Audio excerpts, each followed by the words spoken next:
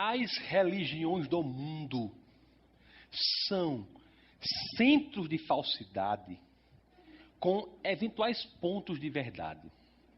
As piores mentiras são as meias verdades. Todas as religiões do mundo identificam a verdade que é condizente com a centralidade do cristianismo.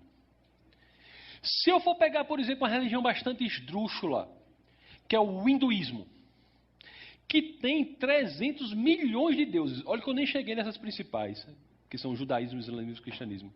300 milhões de deuses. E se eu for identificar o Deus que tem características de criação, que é inclusive o mesmo nome que é dado à primeira das 4 castas na Índia, é o Deus Brahma.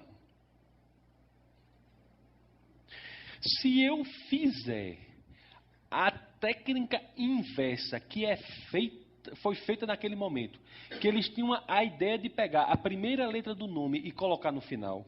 Se eu pegar aquela letra que foi colocada no final e voltar para o começo, Brahma vai ter que nome? Abraham. Que é o primeiro nome de quem? Abraão, Avraham. Mesmo o hinduísmo indica elementos para a veracidade. Se eu for para o judaísmo, então nem se fala. O livro sagrado judaico, que é o Tanar, cuja primeira parte é a Torá, que é igual ao Pentateuco da Bíblia, praticamente igual, com pequeníssimas diferenças. O número de livros é um pouco diferente, porque no judaísmo, 2 livros do cristianismo se tornam um só lá. Nós temos exatamente o que é narrado na Tanar, é o que é narrado no Antigo Testamento da Bíblia. Exatamente. Quando o judeu ele identifica que Cristo foi o Messias, quando ele lê o Novo Testamento e identifica aquelas profecias que estão na Tanar, automaticamente ele se converte ao messianismo e se torna judeu messiânico, que é o judeu que crê que Cristo é o Messias, e esse judeu não se diferencia praticamente do cristão.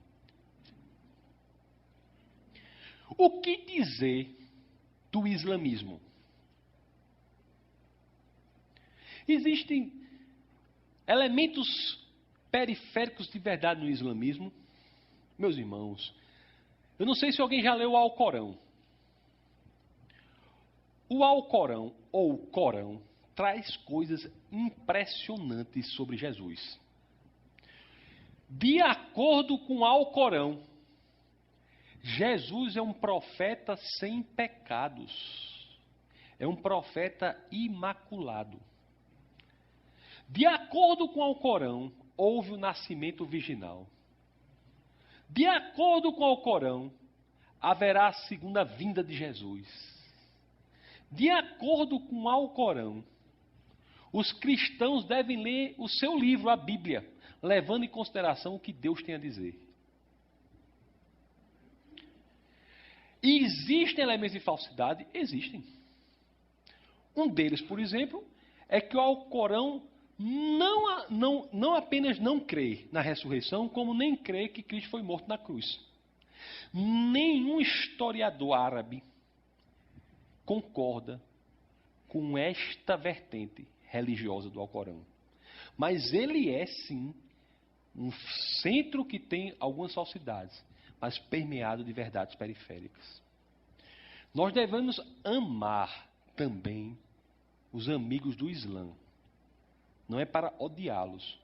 Muitas vezes, eles se convertem pelo próprio Corão. Se converte ao cristianismo pelo próprio Corão. Se Cristo é, de acordo com o Corão, um profeta sem mácula, e se devemos ler a palavra de Cristo na Bíblia, como é que Cristo poderia mentir na Bíblia? O próprio Corão aponta, embora tenha fatos históricos questionáveis, aponta para a veracidade da Bíblia. Mas por que o cristianismo eu disse alguns problemas de outros, mas por que o cristianismo deve ser considerado a verdadeira de todos? Por 2 razões. Pela peculiaridade do texto bíblico e pela figura de Jesus Cristo.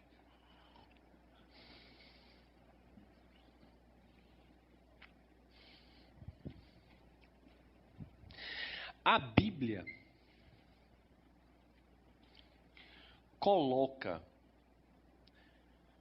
como fundamento, como pilar principal do sistema do cristianismo, um fato que pode ser investigado historicamente.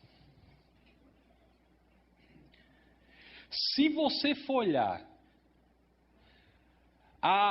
ler a história da ressurreição, se você for lá para Mateus capítulo 28, Marcos capítulo 16, Lucas capítulo 24 e João capítulo 20, for ler a história da ressurreição nos evangelhos, e você comparar isso com o que Paulo escreve na 1 Coríntios capítulo 15, verso 17, você vai ver que a coisa mais corajosa já dita em qualquer manifestação de relação de homem com Deus foi dito ali naquele momento.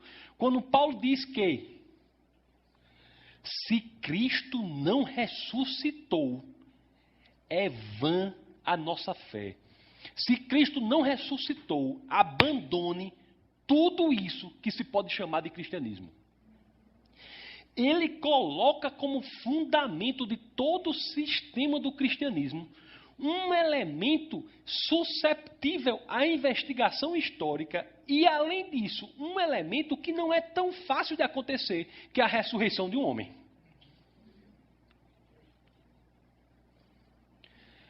Se você quisesse acabar com o cristianismo, e muitos quiseram, era a coisa mais fácil de se fazer. Bastava apenas provar que aquele homem não ressuscitou. Se provasse que Cristo não ressuscitou, por força do que está em 1 Coríntios capítulo 15, verso 17, nós faríamos parte de uma ficção. Nunca, nenhum homem, em nenhum lugar, conseguiu provar isso. As provas são, na realidade, pelo contrário. Só para que eu possa falar sobre algumas delas. Se você for para a questão da análise textual, você vai identificar que pessoas como primeiras testemunhas da ressurreição de Cristo? Mulheres. E antes de prosseguir no questionamento, a pequena divergência entre os evangelhos, Mateus, Marcos, Lucas e João, quanto a essas testemunhas, antes de ser um problema, é uma prova da veracidade daqueles evangelhos. Explico. Para quem aqui é da área do direito, tem um exímio professor aqui de direito, para quem aqui é da área do direito, fica bastante claro que, se você estiver em uma audiência como juiz e você receber 3 testemunhas ou mais de 3 e elas expuserem a mesma situação, relatarem a mesma situação, concordando nos pontos centrais e nos pontos secundários, isso é, pela teoria mais moderna de prova, indício de conluio.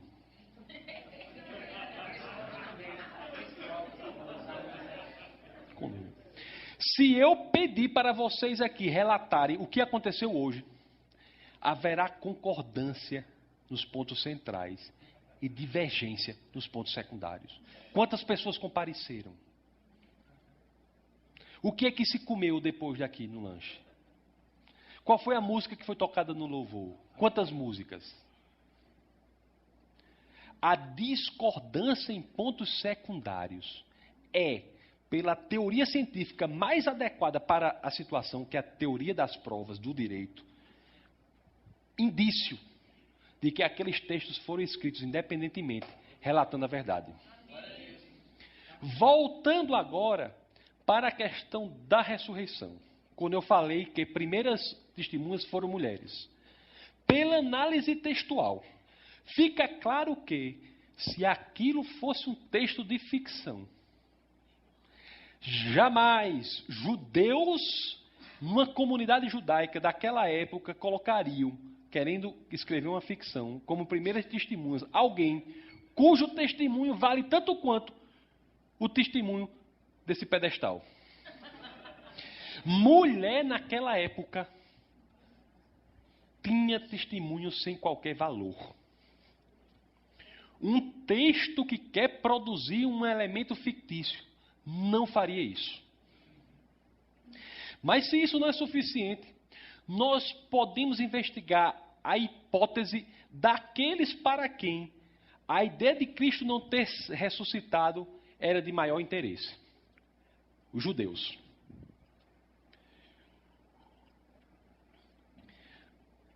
Os judeus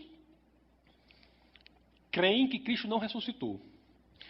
Não há, contudo, nenhum só relato da época judaico que diga que o túmulo não estava vazio. Eles acreditam que o túmulo estava vazio. Inclusive, este é o ponto central em que todos os evangelhos concordam. Ele não está mais aqui, porque ele ressuscitou. Inclusive, essa inscrição que está lá no túmulo em Israel, nós tivemos lá este ano, não foi, Mila? Que está lá em Israel. Você entra lá, está lá. Ele não está mais aqui, porque ele ressuscitou. Inclusive, você vê na parede inscrições do século V, Alfa e Ômega. Século V, já se reconhecia que aquele era o túmulo. O que é um argumento importante para aqueles que dizem que as pessoas erraram o túmulo. Enterraram num e foram ver se tinha isso em outro. O túmulo, isso é um argumento patético, porque o próprio túmulo é ímpar, diferente de todos os demais. De uma pessoa rica em uma pedra. Isso não era comum naquela sociedade judaica. Os judeus nunca disseram que o túmulo não estava vazio. Eles disseram que os seus discípulos haviam subtraído o corpo. Vamos analisar essa hipótese. Quem eram os discípulos de Cristo? Homens frágeis na fé. Extremamente frágeis na fé. O próprio Pedro negou Cristo 3 vezes. Foi uma não, 3 vezes. Como é que esses homens, tão cambaleantes sobre as próprias pernas, se tornariam pessoas tão corajosas, tão cheias de convicção, que se deixariam perseguir, torturar e matar por algo que eventualmente saberiam que era mentira? Se isso ocorreu, é um milagre maior.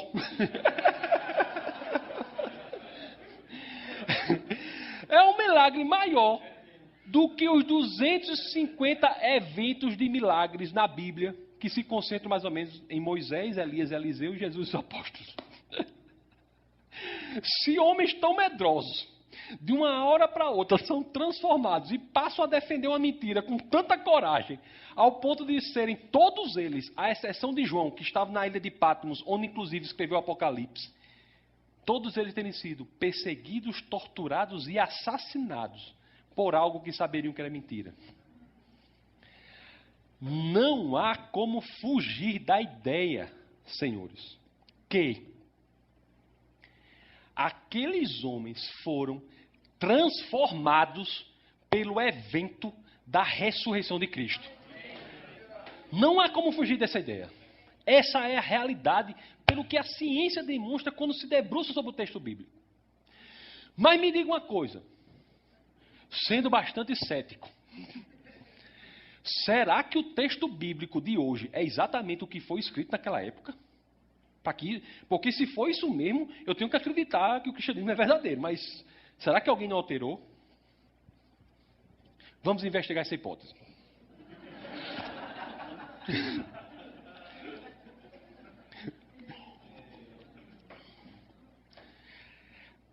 Existem hoje, na posse do ser humano, 5.686 cópias manuscritas do Novo Testamento. As 20.000 linhas do Novo Testamento estão copiadas hoje. com textos na posse do ser humano em 5.686 manuscritos. Eu não estou falando de manuscritos em outras línguas da época, como, por exemplo, latim, árabe. Ele foi escrito em grego. O que nós temos, o Antigo Testamento foi escrito em hebraico e algumas partes em aramaico, o Novo Testamento em grego. O que eu estou falando é das cópias que copistas fizeram do Novo Testamento, olhando e copiando. Hoje há, na posse do ser humano, 5.686 cópias. Isso porque esse texto sofreu uma determinação imperial, mais especificamente de Diocleciano, no ano 302, 303 depois de Cristo, para que todas as cópias encontradas daquele livro fossem destruídas. Mesmo assim, nós temos 5.686 cópias do Novo Testamento na língua grega. Se eu for trazer línguas outras, esse número chega a 30.000. Aliás, para vocês terem uma ideia, se todas essas cópias forem destruídas só por livros dos pais da igreja que citaram o Novo Testamento, eu posso reconstituir todo o Novo Testamento, à exceção de 11 versos. Para que vocês tenham uma ideia disso, depois eu vou dizer qual é a importância disso, para você que saiba que o livro que você lê hoje é o livro que foi escrito. Para que você tenha uma ideia, o segundo lugar nessa corrida é a Ilíada, de Homero, com 600 e poucas cópias. E se você quer o número correto, são 643 cópias existentes na posse do ser humano. O segundo lugar, o primeiro é o Novo Testamento com 5.686. O segundo, a Ilíada. Textos de Platão, por exemplo, são baseados em 7 cópias. Textos de historiadores como Tácito, Joséfos, que é um judeu, que se converteu, muito importante o livro de Joséfos para entender a história de Massada, que talvez tenha sido a história épica mais bonita de toda a humanidade. Textos como dessas pessoas são baseados não mais do que 2 dezenas de cópias. Nós temos 5.686 cópias do Novo Testamento. Se eu colocá-las uma ao lado da outra e comparar o texto que nelas está exposto, eu vou identificar que elas são absolutamente idênticas em 99,5% dos casos. 99,5% do texto é idêntico nessas cópias. Isso é outro recorde. Em média, textos sagrados concordam em 90%, 93% dos casos. Nós estamos falando de 99,5%. Do 0,5% de discrepância, 80% desse 0,5% de discrepância é apenas condizente a elementos de ortografia. O restante, todo 0,5%, não diz respeito a nenhum ponto central do cristianismo. Uma vez me perguntaram, o seu Deus Todo-Poderoso não teria como manter esses originais até hoje, não? A resposta é, sim, teria, mas não seria a opção mais inteligente. Por quê?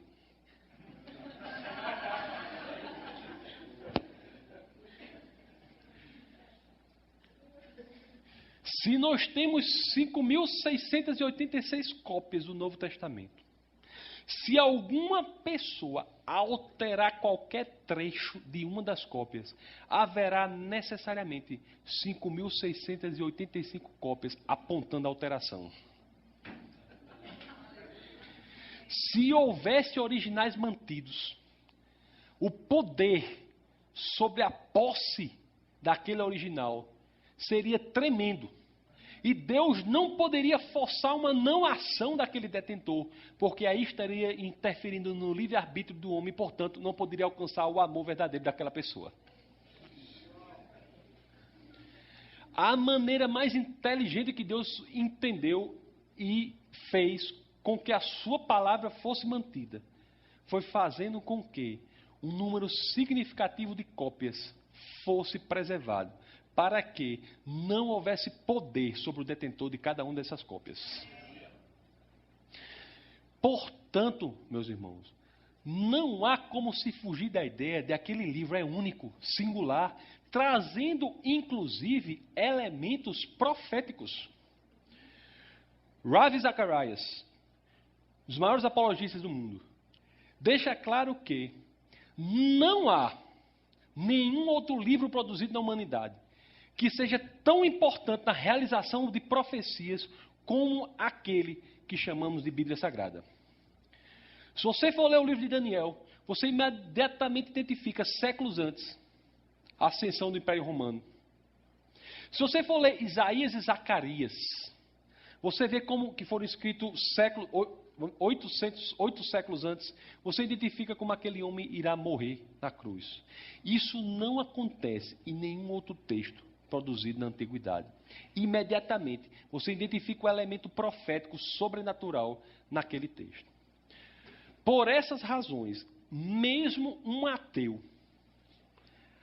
tem de forçosamente reconhecer, pela força do intelecto, tem de reconhecer que, se aquele livro não é a palavra de Deus, tem algo nele que o torna singular, comparado com qualquer outra peça de literatura já produzida em qualquer momento da história da humanidade. Isso é um fato do qual você não pode se afastar. É um elemento que é concreto pela teoria da história, pela análise textual.